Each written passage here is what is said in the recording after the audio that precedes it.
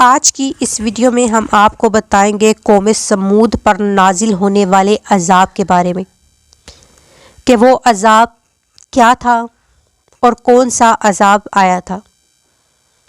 آج سے تقریباً 5000 سال پہلے روئے زمین پر سمود نامی ایک قوم آباد تھی جو طاقت و قوت میں اپنی مثال آپ تھی۔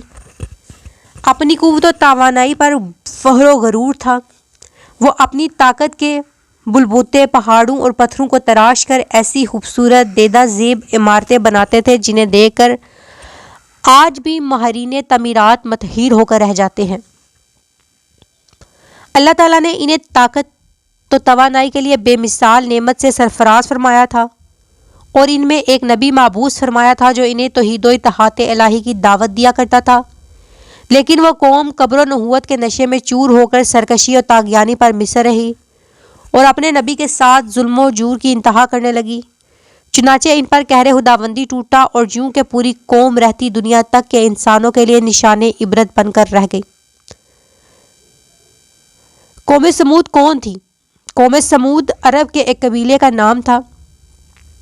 اس قبیلے کے افراد سمود بن رام بن سام بن نوح علیہ السلام کی اولاد تھے۔ اس کے علاوہ ان کے آباء و اجداد کے متعلق مختلف اقوال ہیں۔ چنانچہ ایک قول کے مطابق یہ قوم سمود بن غاصر بن ارم بن سام بن نوح علیہ السلام کی طرف سے منسوب تھی۔ حجاز اور شام کے درمیان ایک سرزمین حجر نامی تھی۔ اسی سرزمین پر یہ قوم آباد تھی۔ آج اسے وادی سمود یا مدائن صالح کے نام سے جانا جاتا ہے اور جہاں ان کی عجیب و غریب تعبیرات کے نمونے موجود ہیں جو سیاحوں کو اپنی طرف کھینچتے ہیں۔ اللہ نامی شہر سے مدائن صالح میں داخل ہونے کا رستہ حکومت سعودیہ نے 1972 میں اس تاریخی سرزمین میں سیاحت کی غرض سے داخلے کی اجازت دے دی۔ البتہ داخلے کے لیے وہاں کی حکومت کی طرف سے اجازت نامہ لینا ضروری ہے۔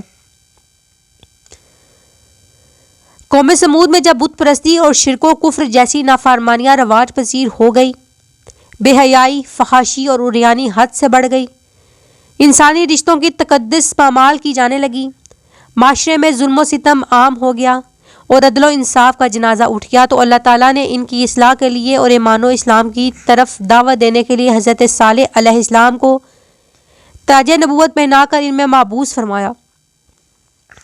حضرت صالح علیہ السلام نے انہیں اللہ تعالیٰ کی نعمتیں یاد دلائی اور انہیں توحید اسلام کی طرف بلایا، کفر و شرک اور بت پرستی کی قباحت بیان کی، قوم عاد کے انجام کو یاد دلا کر انہیں عذاب الہی سے خبردار کیا، لیکن ان کو تہا نصیبوں کے کانوں پر جوں تک نہ رینگی۔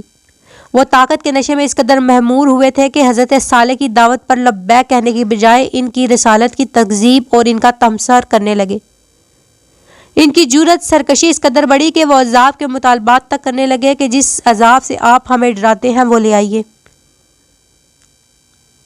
ایک دفعہ قوم سمود کے سردار جندہ بن عمرو نے حضرت صالح علیہ السلام سے عرض کیا کہ اگر آپ حق پر ہیں تو پہاڑ سے ان صفات کی 10 ماہ کی حاملہ اونٹنی ظاہر کر کے دکھائیں۔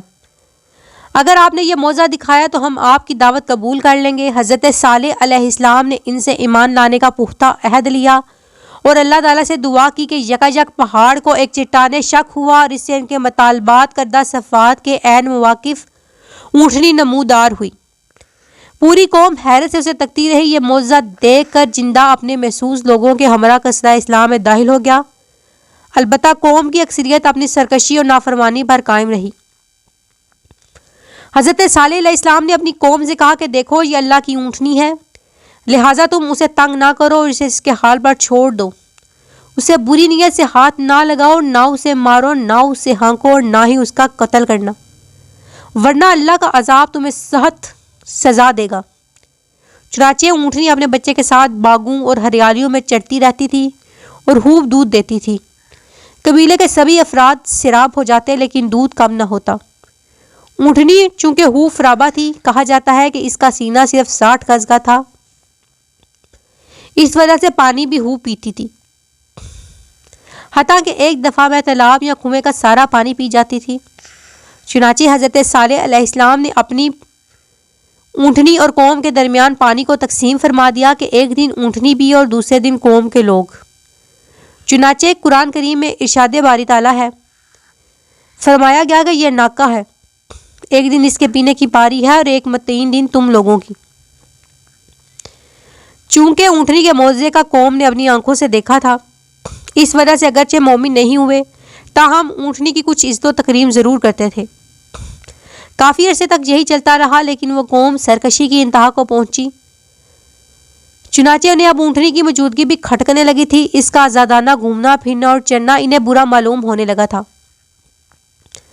مستزاد یہ ہے، اونٹنی کی وجہ سے شیطان نے ان کے اندر طرح طرح کے وسوسے پیدا کیے اور انہیں اس بات پر آمادہ کیا کہ اب اس اونٹنی سے جان چھڑائی جائے، یعنی اس کا قصہ تمام کر دیا جائے۔ لیکن قوم کا کوئی بھی فرد اس شنیع فعل کو انجام دینے پر راضی نہ ہو رہا تھا، سو انہوں نے 2 آزاد منشا عورتوں کو اس بات پر راضی کیا کہ تم شراب و شباب کے نشے میں مدہوش کسی نوجوان کو ورگلا کر اونٹنی کے قتل پر آمادہ کرو۔ چنانچہ ان دونوں عورتوں نے مل کر 2 اوباش قسم کے نوجوانوں کو اپنے حسن و جوانی سے متاثر ہو کر اس اونٹنی کے قتل پر راضی کر لیا۔ ان کے ساتھ 7 افراد شامل اور ہو گئے۔ چنانچہ حسب مشہور وہ 9 افراد اونٹنی کے قتل کی غرض سے کنویں کے پاس گات لگا کر بیٹھ گئے کہ کب اونٹنی آئے اور ہم اس کو ہلاک کر دیں، اور قوم کے دیگر افراد عذاب الہی کے خوف سے چھپ کر تماشا دیکھ رہے تھے۔ چنانچہ جب اونٹنی کنویں پر پانی پینے کی غرض سے آئی تو مسادہ نامی ظالم نے تیر کا وار کیا جو اس کی پنڈلی میں لگا اور خون کا چشمہ جاری ہو گیا۔ اونٹنی کے زخم کو دیکھ کر باقی افراد میں دہشت پیدا ہوئی اور خوف کے مارے پیچھے ہٹنے لگے۔ اتنے میں وہ دونوں عورتیں آئیں اور مردوں کو برا بھلا کہنے لگی، ان کی مردانگی اور طاقت و قوت پر تانے کسنے لگی۔ یہ سب سن کر قبیلے کا طاقت ترین شخص قدرار بن سالف آگے بڑھا اور اونٹنی کے پچھلے پاؤں کے اوپر کے حصے کو تلوار سے کاٹ دیا۔ اونٹنی زخم کی تاب نہ لا کر زمین پر گر گئی۔ ادھر سے ظالموں نے زخم ہوردہ اونٹنی پر تیروں اور نیزوں کی برسات کر دی اور یوں اونٹنی کو انہوں نے ہلاک کر دیا۔ کہا جاتا ہے کہ اونٹنی کا چھوٹا بچہ پہاڑوں کی طرف بھاگنے لگا اور جس پتھر سے نکلا تھا اسی میں غائب ہو گیا۔ قوم سمود پر کون سا عذاب آیا، یہاں پر یہ سوال ہے۔